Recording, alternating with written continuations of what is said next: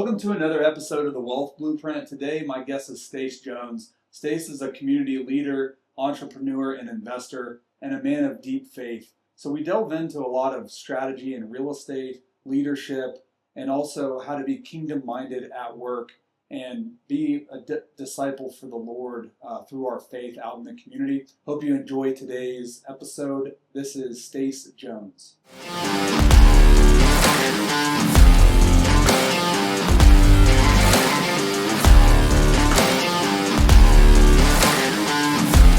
Money to investors, and like D.R. Horton, Lennar, Toll Brothers, and they would buy like big tracts of land, mainly on the West Coast. So like in Nevada, Las Vegas, Nevada, that's where I grew up. They had these things called BLM auctions, so Bureau of Land Management. So the federal government actually owned like tons of acreage, and once a year they'd auction it off, like sections of it. So you're talking about like 300-400 acre pieces of land. D.R. Horton would buy 300 acres for like these huge master plan communities, and we'd lend them money. So I was always on the finance side, and then started my own development company, and then me and Preston teamed up. He's my business partner, and started Sedera Wealth. Okay. So we buy land or we buy lots, and then we build single family or duplexes on them and lease them up, and then sell them off to investors or keep them. What's your cap rate right now that you're being to sell to? Cap rates are, unleveraged, like 6 to 8% is what we sell them for. Mm-hmm. That's what you're getting right now? Mm-hmm. It's pretty good. Yeah. Yeah, I'm getting like 8 is kind of the standard right now. Yeah. So you're getting 6 to 8, you're making a killing compared to most people. Yeah, some of them, we've been like, we started a project in Abilene, and we're closer to like 9-10% cap rates there, because there's absolutely no like rental opportunity. Yeah. So I think they built like 5 multifamily communities there, like in the Wiley School District a few years ago, over the last like 5 years. Yeah. But nobody has built like single family or duplex out there for. No, it's all like old central. Yeah. It's like kind of crazy. Abilene, once you get outside their loop, it's all. Yeah. It's Wiley District and area, but it's all new development. So we got lucky. That's cool. Being able to get some acreage out there probably 4 years ago. Uh-huh. And like the whole city of Abilene is basically in like a flood zone. So finding land that you can like maximize your usable acreage is really tough. Yeah. Because you're like cutting off 30-40% of the land for flood. Okay. Which is also why they're not building a lot. There's so we got a piece of land on like Buffalo Gap. Yeah. 2 acres. When we bought it a year and a half ago, it wasn't zoned. They just zoned it commercial. But the guy that bought right next to us did a whole big development. Okay. Like he's using the frontage for commercial, and then using the whole back end. He's doing the development of kind of like what you're talking about. Yeah. You know who it is? Kyle is his name. Oh. I haven't actually seen him in person, but we've just talked on the phone before. So what are you doing with that land? We're selling it. You are? Yeah, so there's a HEB that's going right down the street. So we were going to keep it, but we bought it for less than $300 when we bought it a year and a half ago, and it's worth almost $1 million now. Dang. So we're like, okay, let's see if we can't sell it. Now it's slow. Yeah. It's still Abilene, Texas. Yeah. It's not moving yet, but the next year or two, if everything around it develops, then yeah, we're kind of not needing to sell it, so we're just kind of hanging on to it. Yeah. Good for you. Yeah. So. Did you do anything to it, or you just platted it and then you're? We haven't done nothing. Just bought it. That's the way to do it. Yeah. I mean, it wasn't on purpose. We didn't like intentionally say we're going to buy this. Yeah. I mean, yes and no, right? We were going to build something on it, and then, when it kind of escalated that way, it's like, I think this would just be a better investment. Right. So. Man, I met with the guys out there, and after they leave, it's 300 to 400 permanent jobs, and they're expected that each one of those 300 jobs creates 6 indirect jobs. That's great. Isn't that wild? Yeah. Like in a city like Abilene, Well, you think like being in between, like what are we close to in Lubbock? Right. Lubbock. Right. What are y'all close to? We're close to Lubbock. Yeah. I guess technically Amarillo if you drive an hour and a half. Yeah. Abilene's kind of like that middle way. And so I'm surprised that it hasn't kind of exploded more than like Amarillo or even Lubbock. Because it's so close to DFW and everything that's going on. It's like I can be there and network and be close to like Austin or DFW, but without the same cost. But it hasn't like I think it's like boat sales is the biggest industry in Abilene right now. Boat sales? Yeah, like Tiga, Tige boats. There's like that's the biggest. Where's the closest lake? Just I mean, like their factories there. oh, Yeah, gotcha. like where they put it Like together. Oh, gotcha. Yeah. I was So, like, like- who's buying boats in Abilene? Yeah, no, they're building them there because it's Yeah. cheaper and stuff. But I think that Stargate project that Trump announced, where they're giving these big grants for these data centers. Mhm. So that's how Abilene got that first one. I think that their next one's going to be in Amarillo, and they have location like 8 to 12 other locations throughout Texas that they're going to be building those. So like after the Industrial Revolution, like in the early 1900s, all of these, the Rust Belt and all of these like small tertiary cities outside of big cities were the ones that blew up, right? And then they built infrastructure to them, like roads and freeway systems and all that stuff. We already have the roads and freeway systems, but that's why I think you're going to see Lubbock, Amarillo, Abilene, Denison, Sherman, like all of these like smaller tertiary cities that are close to larger metropolitan areas are just going to go bananas. So what do you kind of predict? I mean, you're into land development. So what do you kind of predict Lubbock and Amarillo to do over the next 10 years? And let me say this: I've heard this too, right? Like I've heard once a population hits a certain growth, right? Yeah. Like then it brings in more industry or bigger jobs or things like the AI stuff. And so it brings in all this job opportunities, and so it's like at 500,000 it blows up to 1 million or whatever. But I've also heard like watch out for Amarillo because of the thoroughfares and the trafficking patterns and all that. It's like Amarillo could be the next kind of and surpass Lubbock even. So and then some people are like, well, that's crazy. Well, I don't think it's crazy at all, but I also don't think it's mutually exclusive that it would have to be one versus another. Right. I think it's going to be all of them. I think that Texas in general is like on a freaking starship right now. Yeah. You're getting all the migration from, huge tech centers like California, Seattle, upstate New York. Everyone's relocating to Texas or Florida for the most part and has been since COVID. Right. Texas is the most business friendly. Texas has the most available land. Texas has the most usable acreage. And it's the cheapest in comparison. So like if you're looking at building like industrial manufacturing data storage centers, you can afford the dirt. And we have a ton of colleges here, so you can recruit local talent and keep people, right? I mean, Texas Tech is a huge advantage that Lubbock has. You've got 45,000 students. Right. And if you can bring in the industry to keep, those here versus DFW. Yeah. And so I don't think it's mutually exclusive. I do think that one of the problems that Amarillo has and is going to continue to have is they have like it's like that old school mentality that like Lubbock used to have, where like the same 5 or 6 families owned all of the land. Okay, so you're seeing this. You're seeing the same thing. It's starting to change. Yeah. Yeah, but it's like it's very much, like you said, 5, 6, 10 people that are essentially running this town. They get to decide: do we sell this piece of property? Do we not? Because they own everything around us. They kind of box it in if they want to. Yeah. So I think until that like breaks open for competition, it's going to be tough. Yeah. And it's just, if you're not creating competition for pricing, or like one thing Lubbock's done a great job of with like the economic development chambers here is go out and try to attract new businesses to Lubbock. And they're investing in that huge, freeway system, the loop that they're putting in. Before we need it, right? Like that's fantastic. Yeah, and it's like 8-year runway. So when it's done, that gives a lot of outside businesses a lot more confidence to invest in a municipality, right? It's like, I want to see the local government use its tax dollars to spend it on being pro-business and try to attract our money here. So I think that's a really good setup in general. Yeah. So I'm obviously put my money where my mouth is, but I'm very bullish on Lubbock, big on Abilene, Dallas, Fort Worth, surrounding markets. Abilene's got to take off.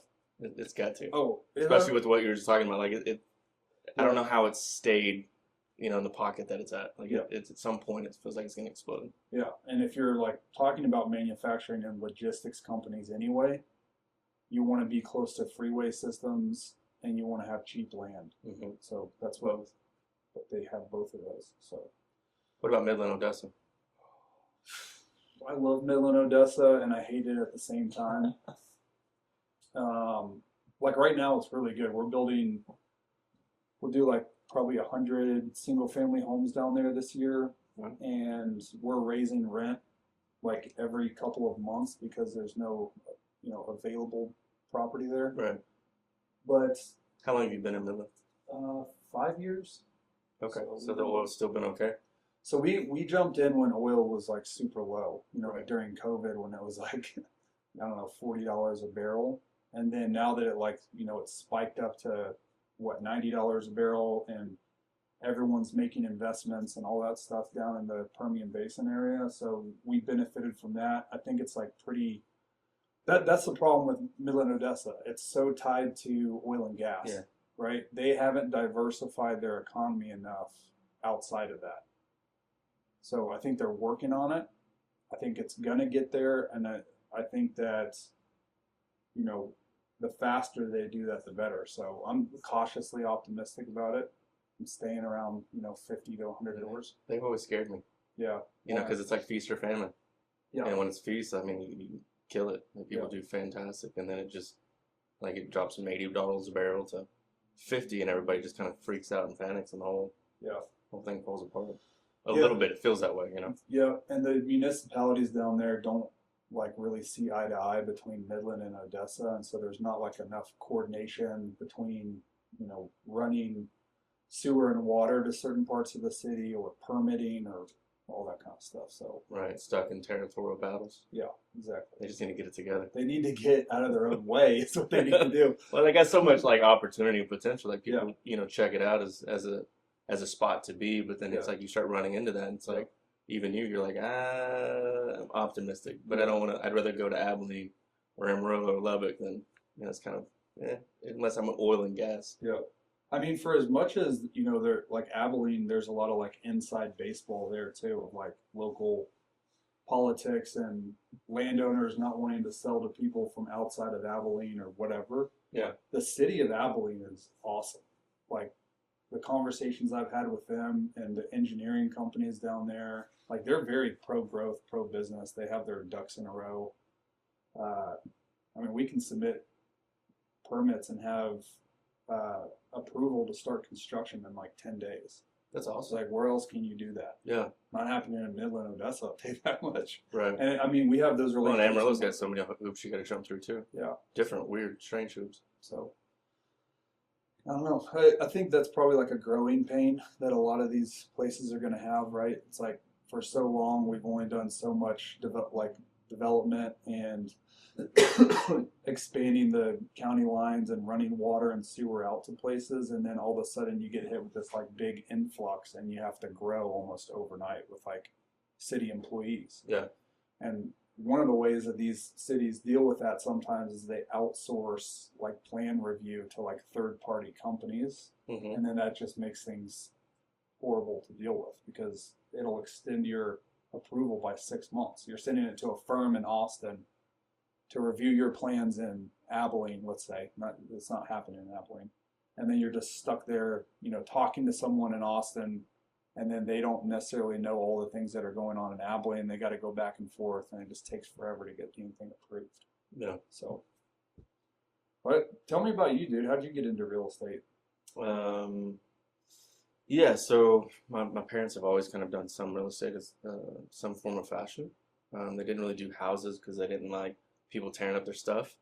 So they always started with commercial. Mm-hmm. Other than like a couple houses that they own that my brothers might have lived in, my older brothers. So when my younger brother and I got the opportunity, I guess maybe 11 years ago now, we bought our first duplex. We bought it for like $50,000. Which was great. You bought a duplex for $50,000? I know, right? 11 years ago. Yeah, on 25th and University. Okay. What kind of shape was it in? Good.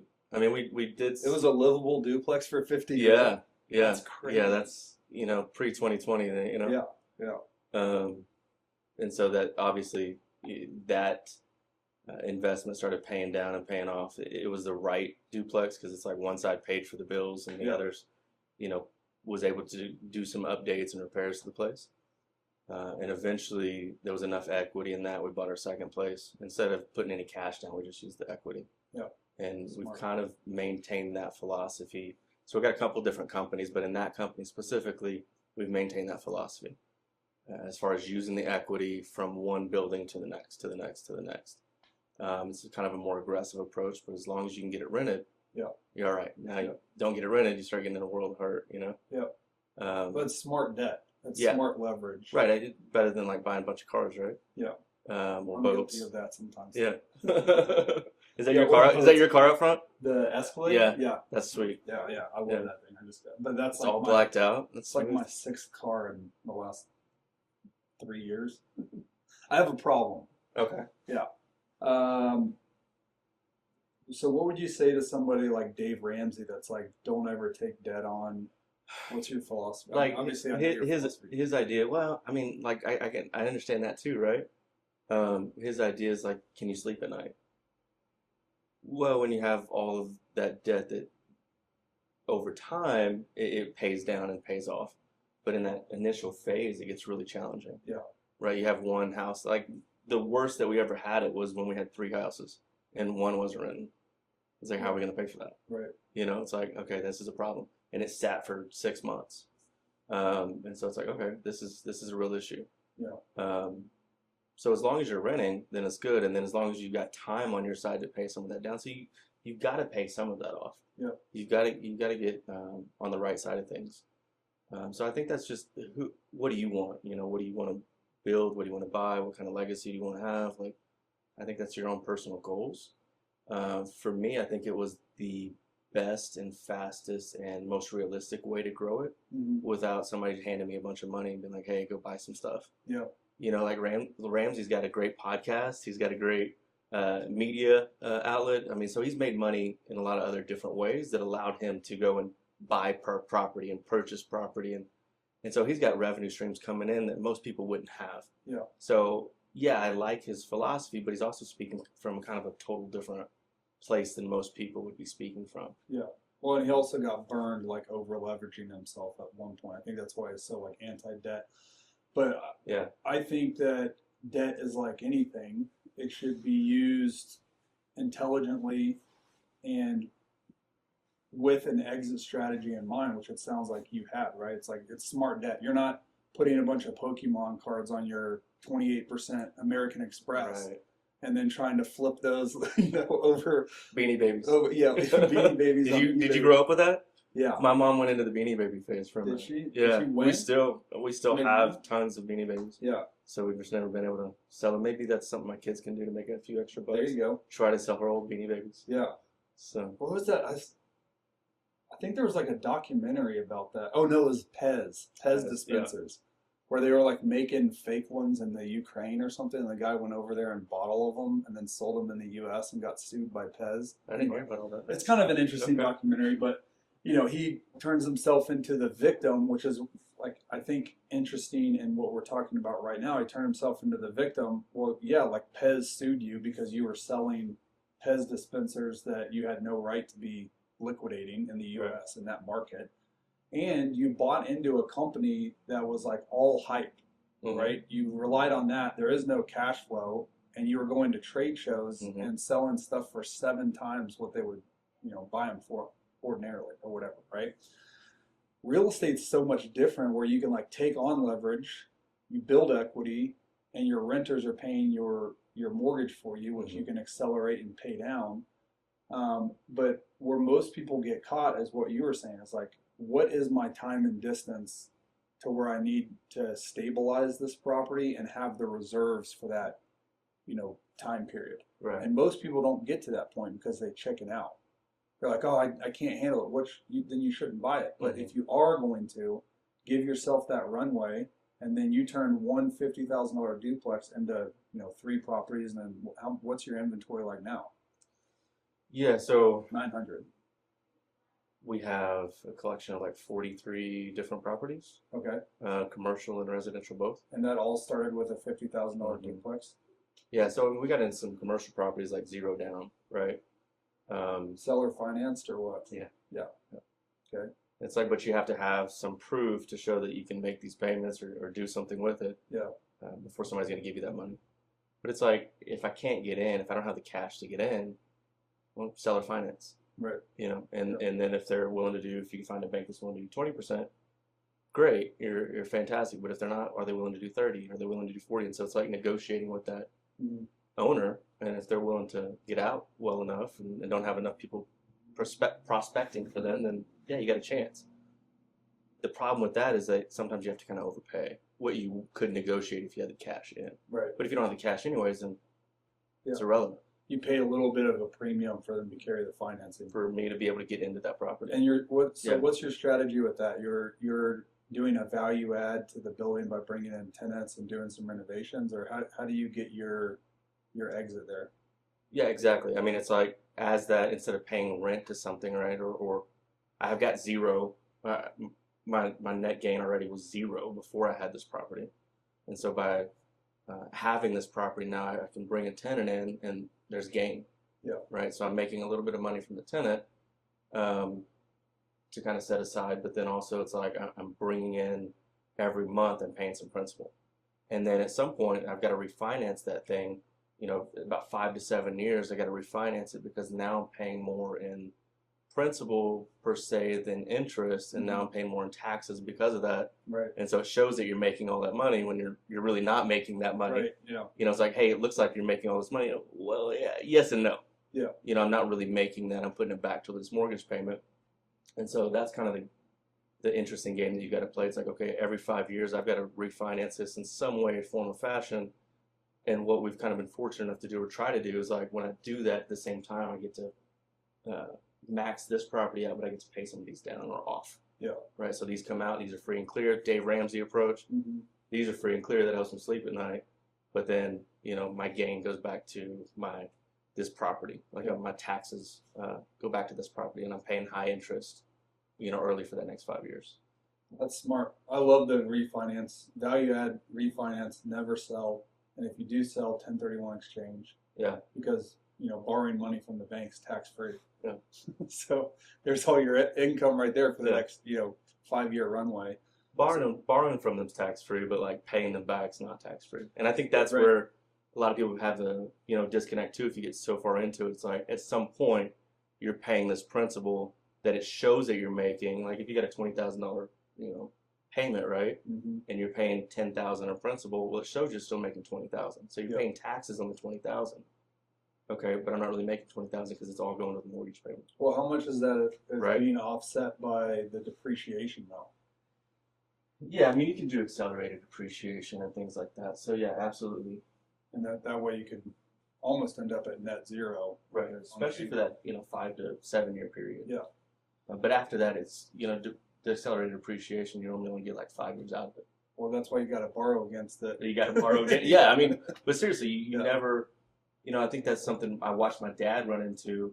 Is like he always wanted to get out of debt, and so you talk about Dave Ramsey. It's like he was never. My dad was never going to get out of debt. Not because he's trying to pay it off, and he's trying to pay it off faster, but it's showing he's making this income, and he wasn't, right? Right. Then you end up just putting a payment plan together with the IRS. You're right, if it comes down to that, right? Yeah. Or you have to sell your property or one property to pay the taxes that you're not actually, right. the income that you're not actually making, in essence.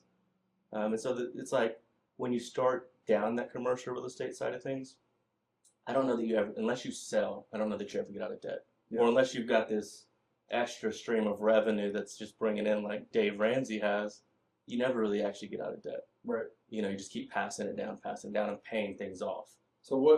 But then you got to refinance something else to keep ahead of it. So that being said, because I'm always interested in this, I have my own philosophy, but like, what is the goal, right? So it's not to get out of debt, but you're accumulating more property. So when you're looking at your overall investment philosophy and you get into commercial, like, what is your, I guess, horizon? And like, here's my plan for my assets. Yeah, I mean, So as a long-term strategy, I want the investments to be able to pay me back. You know, I want that rent to go to my pocket. Mm-hmm. So I do want to get out of some sort of debt. I want to keep refinancing every 5 years, pay these properties off, and then, you know, utilize that on this next property. I don't have a desire, like my hope is not to turn around and sell everything. Like just pass this on, right? And I get to live off the proceeds. That being said, you know, if we ever get a chance, my wife ever gets a chance to go to space, yeah, we're selling one of the properties. She's going to space. Okay. You know, like, like just total outer, side note, yeah, total. just like outer orbit. That's or, the 6 cars that you bought. Like yeah. that would be her 6 cars. Yeah, yeah. If that ever becomes like commercialized, yeah, definitely going to space. But yeah, long-term strategies. I want them to, you know, that to be the mailbox money or so, if you want to call it that. And just to have the flexibility and the freedom. So like even now I'm trying to get my children into real estate. I got a 14-year-old. She legally can't buy property till she's 18. Mm-hmm. But it's that same kind of theory that you're working on with your kids. How do I pay them a certain amount and then they can store that up and we can utilize that to buy property? Because I want them to be able to do whatever they want to do, whatever God's planned them, purposed them to do, talent-wise, and not have to worry about the financial aspect of it. Like if they want to be a teacher, if they want to be whatever, right? It doesn't matter. Then I want them to be able to do that. Yeah. And have the wisdom to say, okay, I've got these things that are working for me. I'm not working for them. Right. You know, so like while I'm working and my hands are doing this and making an impact, this is working on my behalf financially.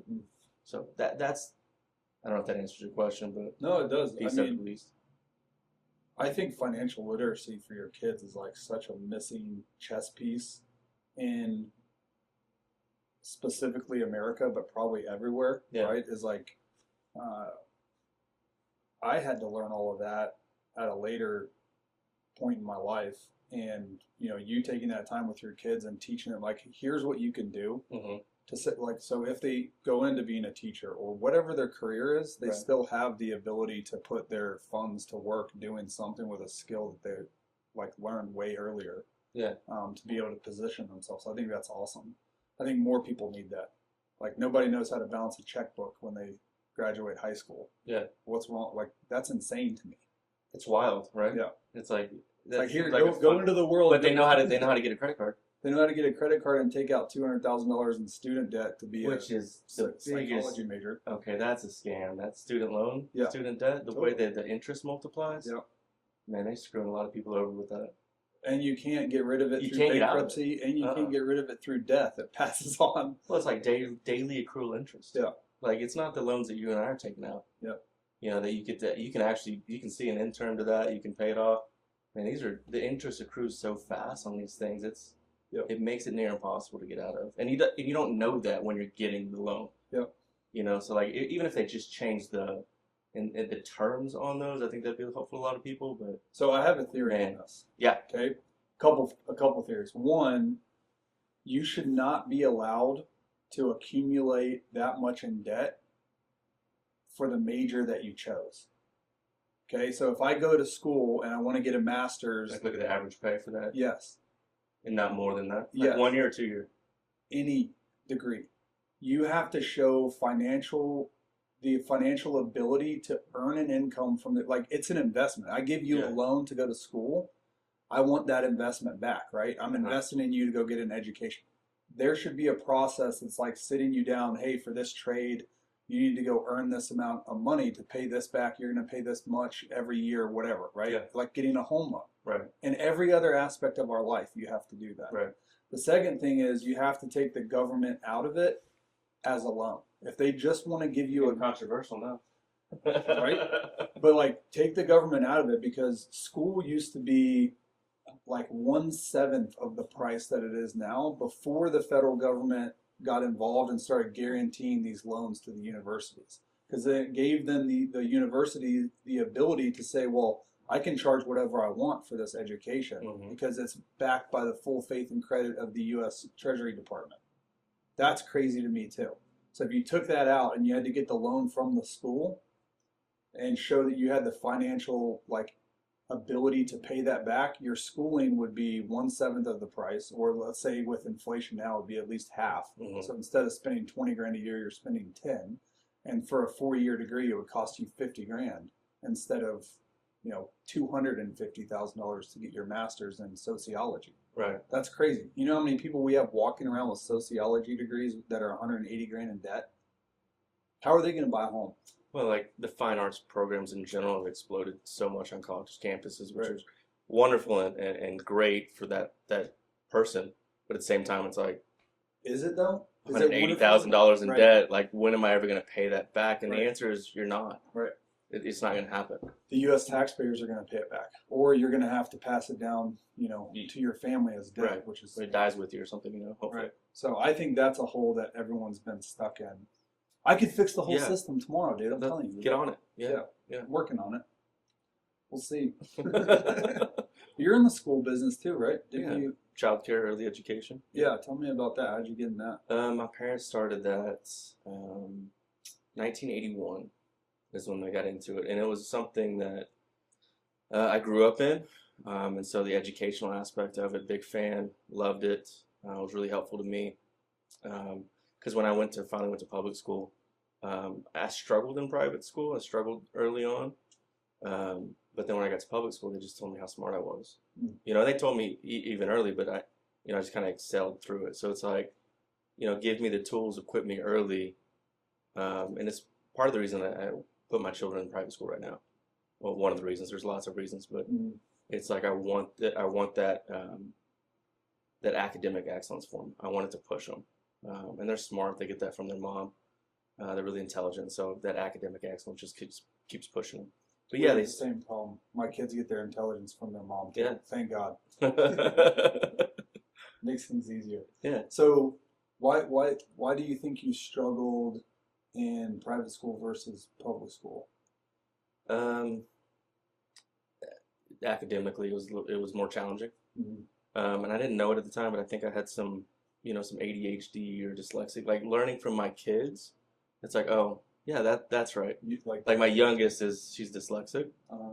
She's definitely ADHD, and so like watching them, it's like, oh, okay, that makes sense. That translates, and maybe not on the same level that she had, but it's like, okay, that's what was going on. But it's like I learned some of this stuff. So when I went to 3rd grade, I went all the way through private school, and then 4th grade, I moved to public school, and it was like repeat. Like, a lot of it was just repetitive. Like, I've done this, and so from there, it's just like I kind of took off. So did you ever go back to private school? Mm-mm. Mm-mm. So you're a public school product, dude. Yeah, Me too. Yeah. I always question that with like putting my kids in private school versus public school, because there is an isolation component of that. How have you kind of wrapped your head around that? Yeah, I mean, so what's your concern with it? Well, the funny answer is, like, if any of my kids are athletic, there's not enough black kids in the private school to compete in sports. Like, literally, like, the best athletes are in public school, and I want them competing against them. Yeah. So the 6 white girls that are playing volleyball together against, another private school, that they only have like 6 to 8 people to field the whole team. It's like you're not competing against the best athletes. Right.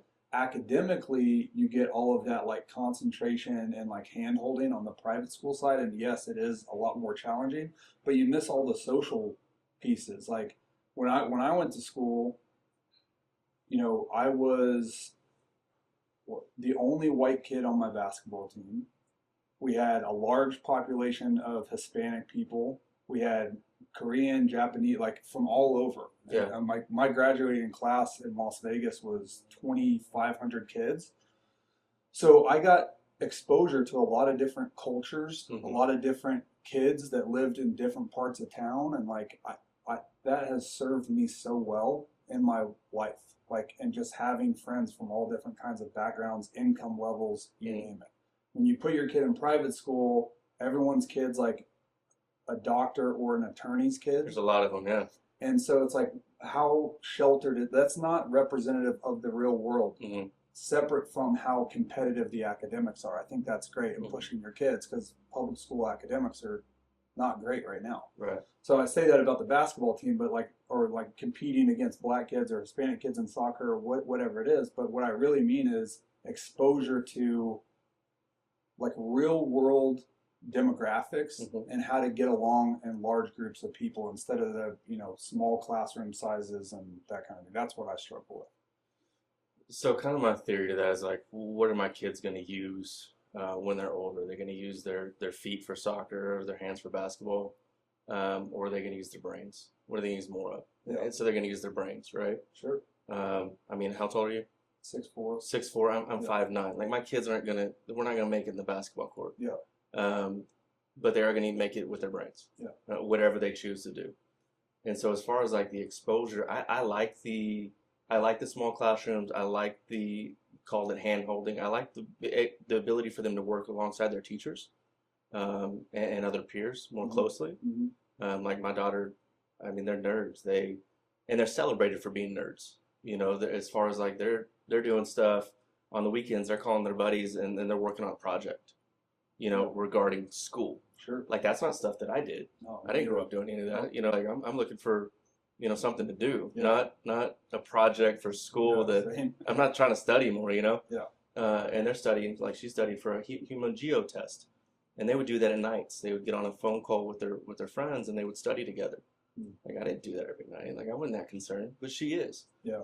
So I think that's really cool as far as like exposure to different people, different things, and sports. Like there's enough clubs. Like if you wanna really compete at the high level in soccer, join a club team. Mm-hmm. Right, that's gonna be better than any school that you can. I mean, Friendship's pretty good, Cooper's pretty good. Yep. But you can join club teams that are even more elite than that. And all these girls are coming, or guys, they're coming from club teams anyways. Yeah. To play school sports. Yep. Same thing with basketball, AAU. If you want to do golf, you got AJGA, which is more competitive than any school environment's going to offer you. Sure. As far as like the sports side of things. You just create the competition outside of the school. Yeah. So like my daughter, she plays soccer. She plays at a high level, and she also plays golf. So like on the golf level, she goes to tournaments and she's like kind of at the bottom right now. She's a freshman. She's trying to work her way up. Mm-hmm. She goes to the state competition. She's 4th in the state. Yeah. On the school. So that's like a confidence boost for her. Sure. She gets to hang out with, her peers and do that together, but also, she gets to do it on this side. Yeah. Yeah. And so soccer, like she's around people that are committed and cultivated towards soccer on that side too. Yeah. And so she's getting to work kind of at an elite level, if we can continue to push that, Totally. which I think she is making a switch to kind of golf. Yeah. More so. She's seeing more opportunity for success there. Yeah, I think like that was my biggest fear when we started it. It hasn't been an issue, and I think a lot of that falls on the parents too, of like traveling. Mm-hmm. My church is very like broad as far as the people that attend there, so she gets a lot of exposure to that, traveling, and like going and doing things, going to events around town and stuff like that. I mean, just you can expose your kids to a lot. And not sacrifice the academic side of it. And that's where I was too. I mean, I think my kids are going to be using their brains. I've seen my daughters, gravitate towards sports, but they're like really smart, and they will come home and do all their homework and read I don't know if that's a generational thing or what happened, but like me and my friends were not doing that at all. I came out and I was like, give me my rollerblades. Right. I'll be back when the streetlights come on or whatever. But it's also like, why am I putting you there? Like as a parent, Yeah. I'm putting you there academically. Yeah. Like sports is secondary. Yeah. I want you to learn all the things from sports. I want you to learn all the values and the competition and the team building and teamwork and all the things that go along with it. But at the end of the day, like I'm putting you here to learn. Yep. And I'm watching what you're teaching or what you're learning. More involvement in that. Like I can do sports. I can't teach the way these teachers are teaching. Yeah. Like human geo. Like I'm not doing that. Yeah. I can teach about real estate, but I'm not teaching about biology. Yeah. Like her mom maybe, but Right. like they can do a much better job than I ever could. But I can get you into sports. I can get you in the right places. I can get you in a church, plugged in. And I think that's kind of on the parent side. I can get you in different environments and different areas, but I want you around like-minded people that are thinking academically and knowledge base, and Plus, it's a tax write-off now. it's going to be. Yeah, $10,000 a kid. I think. I was excited about that. Yeah, I It's got gonna be more huge. kids. Huh? I got We've got 3. Yeah, but with all your real estate, you got to see what kind of, because you probably, I don't know what you're making, but it's like it's going to show that you're making more. So that's been really good private time and Yeah. like quiet time before the kids That's wake awesome. up and all of that. But before that, when I'm driving to work or going to look at properties or whatever, I'm in my car by myself and I spend a lot of time in my car and I'm drinking my coffee, and that's like, I don't know, like a zen place for me. So I just always wanted to be in a car that made me feel peaceful Yeah, or fun or whatever. I think that one downstairs will do both. It does both. Yeah, Yeah. it's got a Corvette engine in it. That's Yeah, you got the V. yeah. Yeah, okay. It's a lot of fun. Yeah. Before that, I had a Mercedes AMG 63, the G wagon Yeah, thing, I rode in one of those the other day. and I love it's the old body style, Uh-huh. so I love that. And then something broke, and I can't remember what it was now. And I went to go get it fixed, and they're like, it's $8,500 to replace it. I just traded in. And I was like, just take it. I'll take it. I'll take it. I didn't want to keep. That's kind of a nice feeling. That's a cool feeling. Yeah, they actually paid me what I paid for it, even That's with even the better for you. repair. So I was like, sold. Take it. I bought a car and put 50,000 miles on it before COVID. Sold it after COVID and sold it for what I paid for it. Yeah, Yeah, that's awesome. Yeah, that's yeah. weird. COVID, same thing. Yeah. I did the same thing. It's like there's no point in keeping this car. No. Make what I spent on it. Yeah, if I could net zero, no loss, and I got the deduction on it. Yeah. Yeah, that's good. My dad is an engineer, and he has driven, before he bought his last car, he drove a Honda Accord for 25 years. Smart. Extremely smart, Yeah. and very practical, and I'm just like the complete opposite, and it drives him nuts. Every time I'll fly out to Lubbock and come visit me, it's like, you got another car? I'm like, yeah. He's like, Addison, be careful with your money. What's your dad do? He's a nuclear engineer. So, he's a civil engineer that works on the nuclear side. So, in Las Vegas, there was a project called Yucca Mountain, where they would take nuclear waste, and then in order to store the nuclear waste, you turn it into these rods, and you bury it really deep in the ground, and then the half-life, like basically all the radiation goes away. And you have to bury it deep enough, and then it's way above my pay grade. So he did that. That's how we ended up in Las Vegas. And now he does something with like defense, the defense department, and like weapons manufacturing or something. And now he like really can't tell me about what he does for work. So That's cool. yeah, I'm just like, how's work? Good. Can't really talk about Your it. kids get all their smarts from their mom. Yeah. That's cool. I think I'm intelligent on like an EQ basis, but like I was never like the best test taker or Right. anything like that. I could figure things out, and I'm more of like an active learner, but Mhm. I'm not a bookworm at all. I have a big problem, so put it in front of me. I like to find the solution. That's why you get paid the big bucks. Yeah. It's like the more problems you solve, the more money you make. And there's always problems to solve. There's always problems to solve. That's Always. true. That's true. So on the school side, Christian-based Mhm. early childhood education, what ages is that? So yeah, I mean, so it's through 12 as far as like after school, but school is just 0 to 5 or Okay. 6 years old. Gotcha. Kindergarten. How many staff do you have? Over 300. Dude, how do you manage that and a real estate career? Really good team. Really Yeah. good team. Like you got to have good people around you. If you don't, it's not worth it and it doesn't work.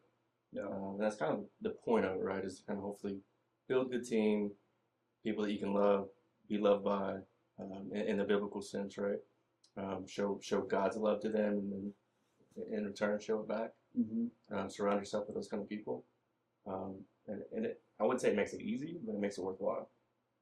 How does your faith affect your like leadership style and? It's everything. Yeah. So my first leadership book that I read was the Bible. Okay.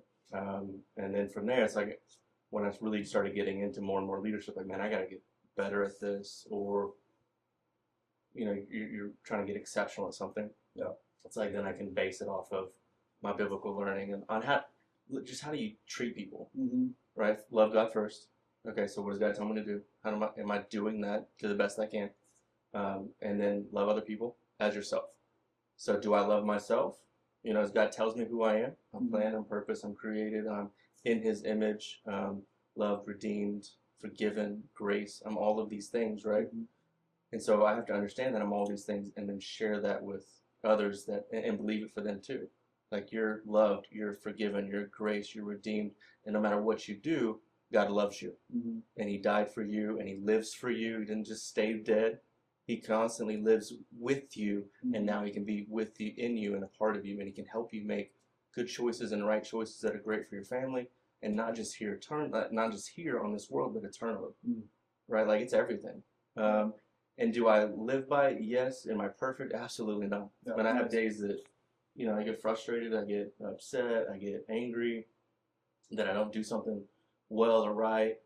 Sometimes I get off my process or my schedule, my morning routines or whatever. And it's like, but that's the point of the cross. Like you can point everything back to that. Like, okay, if I know what's good and right, if I know this process is good and right, if I know this waking up at a certain time, doing this with my wife, like you were talking about, is good and right and is better for us, then why do sometimes I not do it? Right. And you don't. Right. You're not perfect at it. Yeah. But it's like when I get off, do I just stay off of that? No.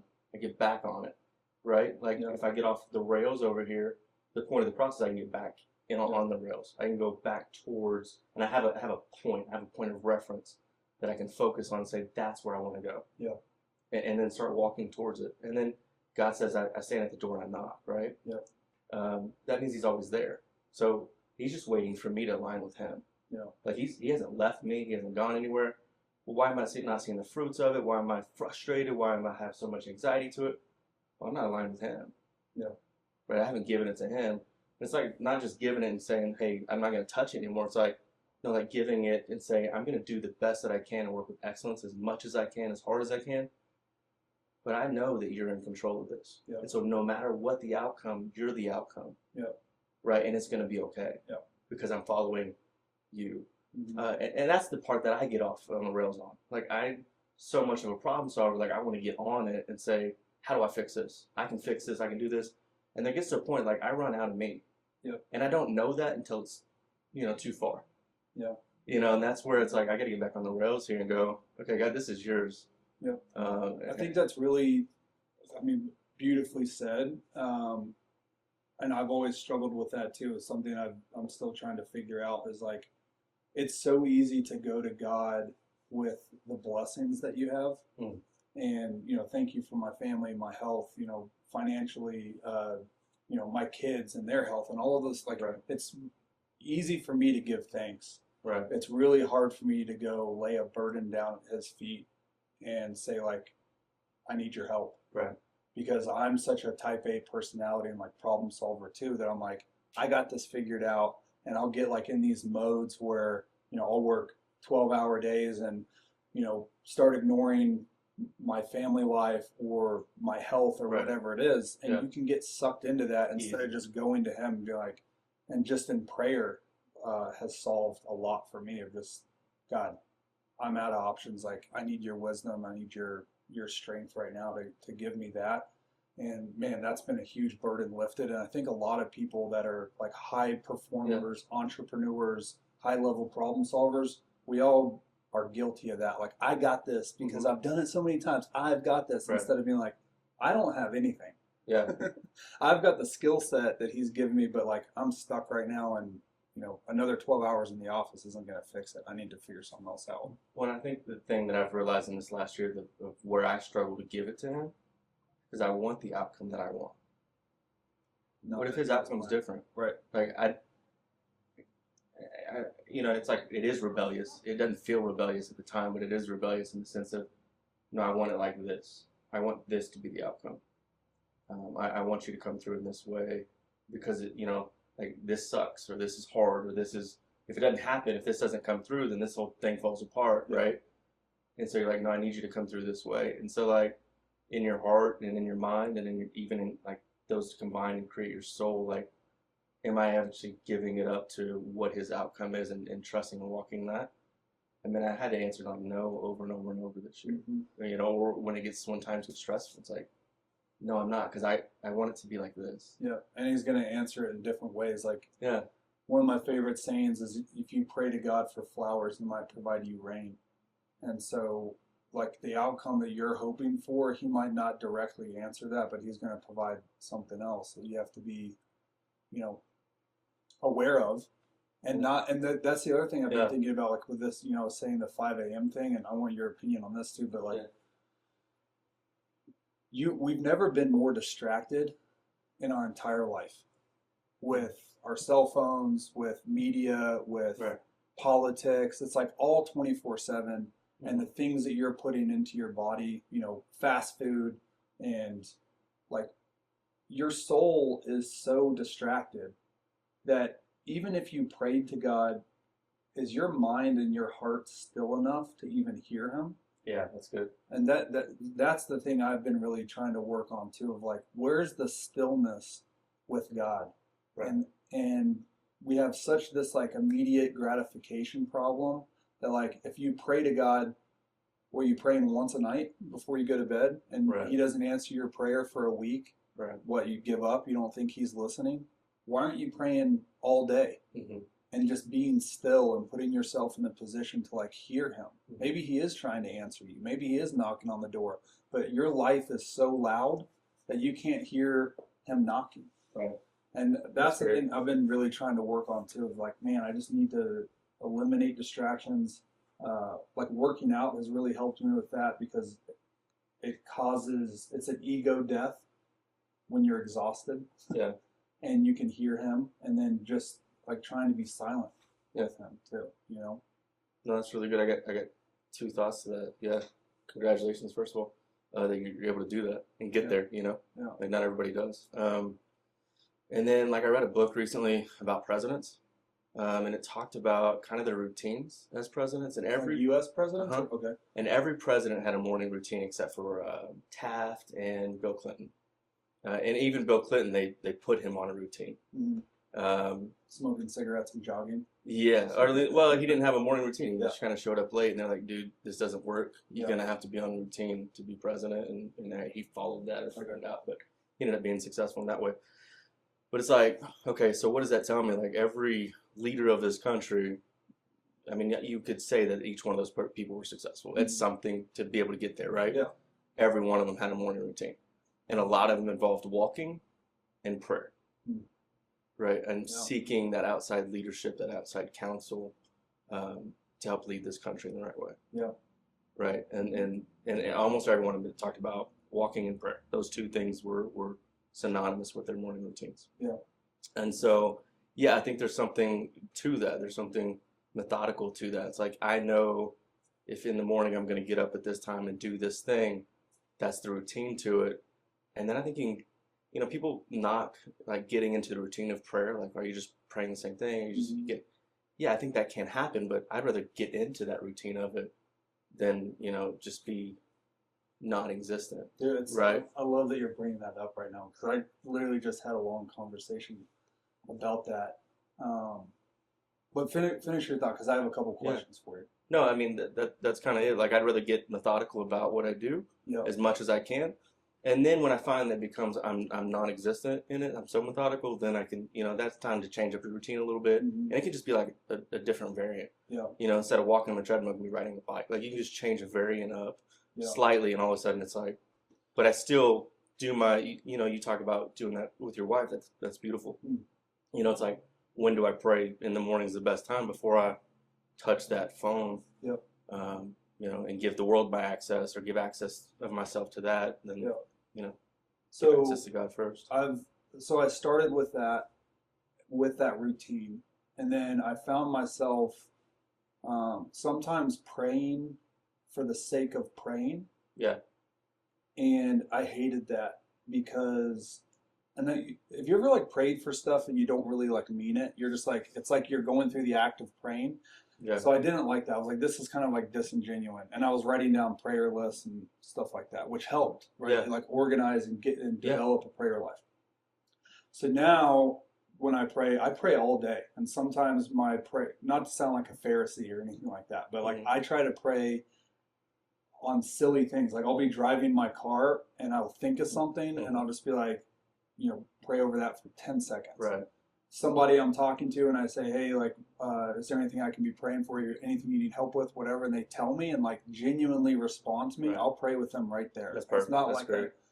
Yeah. Christians have a bad rap. We're like, oh, bless your heart, I'll pray, Right. I'll pray on it or whatever. Yeah. It's like, okay, why don't we just do this right Just go ahead and get it done. But yeah, the- my brother's much better than I am at that. Like now? you want prayer, like, okay, let's do it. Yeah, Yeah. I love that. That's made a big change in my prayer life. But the thing that's been a huge benefit is that the morning routine is setting your intention for the day. Yeah. I think that's the power of that. Like sometimes you can pray and you can feel God's presence, and sometimes you won't, but you get like your meditative moment of like, hey, these are the things that are on my heart. God, like I'm coming to you with this, and then that helps set your intent for the day. Absolutely. And like doing that before business meetings or walking into a new relationship, that you're trying to develop business wise or whatever, and just saying a prayer before that, like, thank you for introducing this person to my life. Let your will be done, and I'm going to try to, move forward in your footsteps of how you would like me to act in this situation. Right. That sets my intention for that meeting. Yeah. So regardless of if, God's not like, there's not a loudspeaker voice going, Addison, do this immediately, or whatever. But that intent is as close to godliness as maybe I need at that point of like, hey, I already gave you all the stuff to go do this. Here's your intention for that meeting. That's or whatever. Yeah. And not praying for an outcome. Not right. Not, God, please let me sell this building for $1.2 million versus $900,000. Like that. But if you want to throw that in too, that's great. But if I'm but if I'm really asking, but that wouldn't be terrible either. Yeah. If they wanted to counter and there's a bidding war, that would be great. But no, and I think that just not like requiring that outcome or expectation of God, because His only expectation of me is that I live as close to Him as possible. And so for me to have unreasonable expectations of Him selfishly is like, that's out of balance with our relationship. Yeah, it's out of line with what He's asking us to do. He said, don't ask for that extra 300,000. Ask for the wisdom. Yep. Right. Yep. Ask for the discernment. Yep. Ask for me to send the right people in the right places at the right times. Yep. Exactly. Yeah. And I think that's I don't know, that's helped me out. I'm not That's awesome. perfect about it, but I pray before meals for that reason. People are like, do you have to pray before a meal? Yeah. No, it's not biblical in the sense that you should pray before every meal. Yeah. Necessarily. I guess we can get there if we kind of go around. But essentially, it's it's like, who's my provision? Who's my provider? And so every mealtime, I try to remind myself, where does my provision come from? Yeah. So you brought up morning routines. Do you have a morning routine, or is there one you try to stick to? Yeah, I mean, it's the same kind of stuff. You do a Bible. Right now, I'm working on. It's a book that the owner of Hobby Lobby wrote. It's a daily devotional. Okay. And so somebody gave me that, and I'm like, yeah, I'll try it out. It's been really cool because he talks about it from a business perspective and some of the things that he faced. And it's like there was a period where Hobby Lobby was going under, and he's like, man, I used to hide under my desk from creditors. He just talks about it in a real sense that people you don't see, and how did I trust God through all of that, regardless, right? And so, he's pretty old now, so it's just kind of the wisdom there that in his biblical walk. So. Yeah, you try to read your daily devotional, try to ride the bike, and then the shower time is my morning prayer time. So, I get a lot of inspiration when I take my showers. It's like a baptism and a prayer. Yeah, it's like quiet time, It's like, I don't know what it is about it, but I hear probably the most in the shower. So, my pastor preached on it, like, where's your prayer room? And it's like, that's probably, in a weird way, that's probably my prayer room. But it's the same idea, like pray without ceasing, pray throughout the day. But that's before anything's just been turned on, right? Like you haven't turned your device on, you haven't done anything. It's like, I'm just getting ready for the day. Talked about setting my attention towards Him, towards the direction that He's going to take me. Yeah. I need my daily provision, so help me out here. Yeah. Give me my daily bread, my daily victory, my daily love, my daily care, my daily kindness, my daily passion, my daily bread. Yeah. Give it to me. I need it. Yeah. Because without you, I'm not going to do this well or right. I'm going to get angry. I'm going to get frustrated. I'm going to, Yeah. do it wrong. Yeah, you're going to be human. Yeah, exactly. Yeah. Yeah, Paul talks about die daily, right, to yourself. So it's kind of that idea. And like you talk about working out in the morning. Yeah, I think that's part of it. Or working out in general. I think that's part of it. It's past being comfortable. You're putting your body past the place of being comfortable. I think it's important to do that emotionally, spiritually, physically, because as a Christian, tell me when you're actually really comfortable. Yeah. Tell me when it's actually really comfortable to just like, yeah, I'll pray with you right now. Right. That's not a comfortable necessarily thing to do. And maybe you've done it enough to where it's gotten more comfortable. No. But then it pushes you outside to the next thing, right? It's awkward every time. Yeah. And I struggle to find the words sometimes, but it's really helped, in my connection with other people too, because I'm not happy with how I view the world a lot of times, and other people. Just like I can have a really negative and low opinion of other people, really, and the world. Yeah, and really high expectations that they would, I put these expectations on them or the world or whatever, and they, fall short of those expectations, and then because of that, I'm like, oh, not cool. Yeah. And so for a long time, so you're just proving yourself right over and over. Yeah, and if somebody were to come with me in like a time of need, 10 years ago, I wasn't the person that wanted to hear that. You have a drug addiction, too bad, you're a weak person. Right. You are, overeating, or your wife doesn't like you. When's the last time you made her feel beautiful or sexy, or, gave her any attention? Like, I just didn't have any patience to try to help that person. and that hardens your heart, man, and it makes you, I don't know, you rot a little bit from the inside when you can't show love the way Jesus did to other people, right? And so that was a big thing that I wanted to fix, and so I prayed to God for a long time to just soften my heart. And I think one of the ways that He's helped me with that is to genuinely and attentively ask people how they are doing and what you can help them with, and what you can pray with them over. Yeah. It doesn't sound like a lot. It's not like I'm going to the homeless shelter and bailing people out with my money or any of those things, but just that act has really changed my view of the world, and having maybe more of a fatherly heart towards them. Yeah. Of what can I help you out with, and then trying to find those words and ask God to help them, and at the same time that's helping me. Yeah, that's really. Does that make sense? No, absolutely, 100%, absolutely. And I think for people that, when you work really hard and you see the fruit and success of that, and you see a lot of successes in those spaces, and then you see kind of the other side of people that complain a lot. Well, this happened to me. Well, I encountered the same thing. I was part of a Chiari group I had brain surgery, right?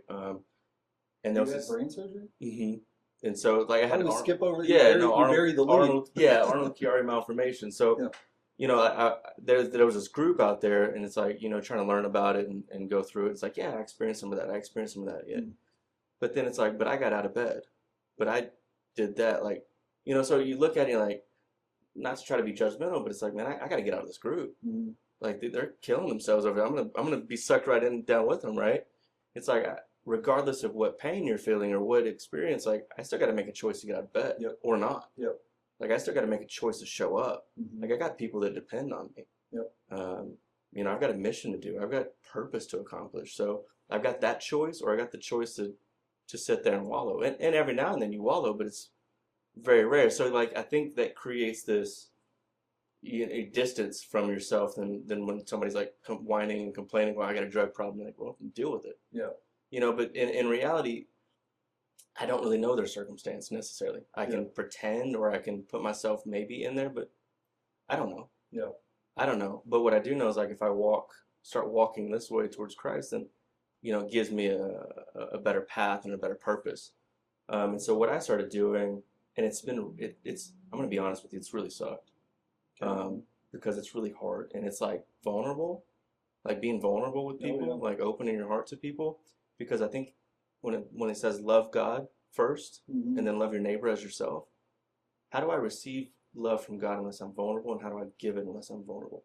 That means I've got to be able to be willing to be hurt or be willing to be wrong. Yep. And I don't like to be wrong. Yep. You know, I get a lot of things right. And so Bob Goff wrote this book, and he talks about walking with or putting your hands open. Mm-hmm. And so, like, sometimes I'll find myself, like, clenching my fist or getting frustrated or shutting off towards a person or a situation or circumstance. It's like, how do I approach this? Just this simple act of, like, flipping over my hands reminds me and puts me in a different mind frame. Like, okay, I'm going to ask one more question, or I'm going to listen for one more minute. Like or you're receiving, or no. Yeah, I'm going to be open versus close. I'm going to be open to listen and to actually hear what they're saying, and then maybe actually, you know, receive some of what they're putting out. Yeah. And then maybe I can give back, you know, if the opportunity presents itself. So I love that. it's like, you know, and it helps me, like, not be as judgmental either way. Like, people that are really closed off and get really frustrated and really judgmental, I'm like, dude, what's your deal? Yeah. But they're no different than the person that's, you know, being judged, right? Or the person that, you know, can't get out of bed, right? It's like they're the same. It's the same. It's not the same sin, but it's similar. Yeah. Right? We're not loving each other, showing that to one another in this perfect light. So how can I be? And it's worked for my teammates, you know. And so what we work is try to create, like, vulnerability, and that's a really hard and really difficult and really big challenge. And that's the challenge. That's what we're working to do within our teams and within our communities. So what's some advice on creating a kind of a safe place to be vulnerable for 300 people? Yeah, you got to do it in small groups. Yeah. I mean, you got to start with leadership. Yeah. You got to create vulnerability within the leadership. And I've got leadership that'll be vulnerable, but maybe not with me or with others, but maybe they don't show that to their team yet. Mm-hmm. And so that's amount of patience and time and that continued follow-up and continued work. Yeah. You know, I've got some really great leaders. Man, they're dynamic, they're awesome, they listen well, they respond well, they get things done. You know, because at the end of the day, you have a job to do. But it's, you know, you got numerical success and you got mission success, and one without the other doesn't work.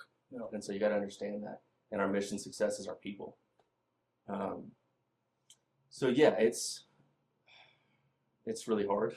Yeah. But we do it one at a time, and then you do it 3 at a time, you do it 5 at a time, and then they take that, do it 1 at a time, 3 at a time, 5 at a time. But within the teams, that leader, that principal, has to meet with people, has to figure out how to carve time to do one-on-ones. You have to have the one-on-one time. Yeah. If you don't have the one-on-one time, it doesn't work. You can't just do it in a team. Yeah.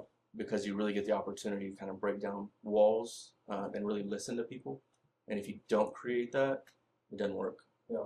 And you've got to do it as often as possible. Yeah. I agree with that. I think another thing that helps and can help too is just doing hard things in general. Yeah. Challenging people to do hard things. Yeah.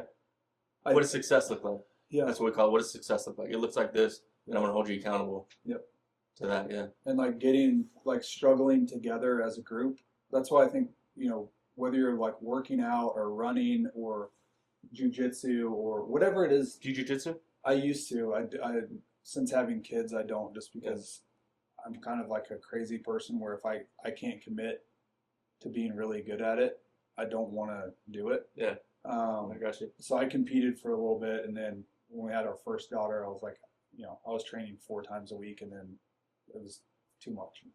Yeah, commit to being a dad over Yeah. jiu-jitsu. But my kids are getting to the age where I might start getting them back into it, and then that'd be fun for me, and, you know, not take it so seriously and being able to go do that. Yeah. But like we mentioned earlier about society and distractions, like I also think it's never been easier to be comfortable throughout history than it is right now. And that thing in your head, like if you don't believe in the supernatural, next time you're sitting in bed and you have a brain injury or whatever, and it could be something as simple as like, should I go to the gym today or not? There's a little voice in your head that tells you not to get up, not to go do this. What is that? Why does the same thing exist in your head that also tells you like, get up, let's go? What is that battle? That is not like there's no evolutionary explanation for that, right? There's no like thing in your brain that you can tap to is like, hey, that little guy that wants you to stay in bed and not do anything with your life is fighting with the guy that wants you to be the best version of yourself, right? I think that that's a spiritual battle at its very core. And if you listen to one of those over the other, your life will improve dramatically or it will go absolutely nowhere and Right. you will like literally rot from the inside. And so I think one way to beat away that other voice is to get up and just go do those things and to struggle through things as like deeply as you can, whether it's helping the person that has the drug addiction, whether it's working out when you don't want to, whether it's, you know, getting up after a brain injury and like, I got to show up for my family. I got to show up for me and for God and like get that done. That struggle and getting on the other side of that struggle brings you closer to God because you're listening to the angel supernatural piece of you that's inside of you saying, get up, let's go. Like the Cain and Abel story, present your best version of yourself before God. And if you don't do that, here's what's going to happen to you. You know, offer your best sacrifice. So the sacrifice is a struggle. That's not an easy thing to give up. Like, how do I lay myself down? How do I struggle through that and present the best version of myself to God? I think that if more people would push themselves towards getting on the other side of that struggle rather than listening to the, man, I'm going to sit in bed and eat a turkey sandwich and watch reruns of, you know, whatever. That's the thing that will slowly rot you. And the devil doesn't just like jump on you all at once. It's like little bit by bit by bit until 30 years down the line, you've never accomplished what you wanted to accomplish. You didn't pay attention to your kids or your wife. You didn't start the business that you wanted to. You didn't like struggle enough to actually become close to God. I think that like if I was going to boil down the entire Bible and my relationship with God, it would be that. Yeah. If I had 30 seconds to do it. Man, that's really cool. Yeah, that's a really cool thought, theory. It's something good to digest. I can't support it with any scripture. No, it's gotta marinate on that and digest it. That's good. I just think like when someone that doesn't believe in God, and I used to be that person. So I want to not devil's advocate. I want to keep push this a little further. So we talk about. Would you say that it's helpful to be around people that are like-minded in that way? Does that help push you to that inner voice of do this well? 100%. Okay, so we go back to the school thing. Yeah. I want to be around people that are pushing that way, right? Yep. But, and then it can create within your sports team, I want to be successful with this, right? This is what success looks like. Do we do that as a church? Struggle through it well? I don't have the answer. Like, I'm just like proposing the question. I haven't digested it and processed that enough, but I'm like, I don't know. So I've kind of got an extreme version of that I've been talking to my pastor about, and just like kind of meeting people where they are. Yeah. Sometimes too, but I don't think we do a good enough job of that as a church and as Christians in general. But I also think that goes back to your philosophy of like you have to do it in smaller groups, right? You need to create vulnerability amongst, you know, people that want to disciple the word and struggle together as Christians in smaller groups of, you know, 3 to 5 people. Maybe it's all men, maybe it's all women, maybe it's mixed, whatever it is. But I think it's really tough for people to be vulnerable and to struggle together in large crowds, put it that way. Yeah. And so I think we have to do a better job of kind of breaking that down and then meeting that person where they are and where they are in their faith. And like with anyone, like if you showed up at the gym tomorrow, you haven't worked out in 30 years and you're 60 years old, I'm not going to tell you to go do deadlifts and, you know, try to max bench press. It's like, let's see where you're at and we'll put you on like a plan to help get you to where you need to be. Right. And I think you have to kind of treat the patient, the individual, with that and faith too sometimes. Of like, this conversation we're having right now, we couldn't have with somebody that just walked into the church for the first time. But how do you address that person? What would you prescribe them? Does that answer your question, or are you thinking something Yeah, else? no, I think that's a piece of it. Yeah, I think you're onto something with like the small group stuff, right? Because churches get so big, and that's fine if they're big, but how do you break it down into those small teams of people, small groups of people? Because what I found is like even in, with our work, I found like my faith has been strengthened with the people I work with because we've done really hard things together in faith, like in faithful things, and so that's been really cool to see and to do. I haven't ever experienced that in a church, in a quote unquote church setting, as well as I have in a work setting. Yeah. And it's like you're trying to do mission work while you're working. Like that's part of the goal with whatever work that we do as Christians, right? Yeah. And so like I just haven't thought about it deep enough to say, okay, what is that really talking about doing hard things? I've never put it in really that context as a church setting and as a group.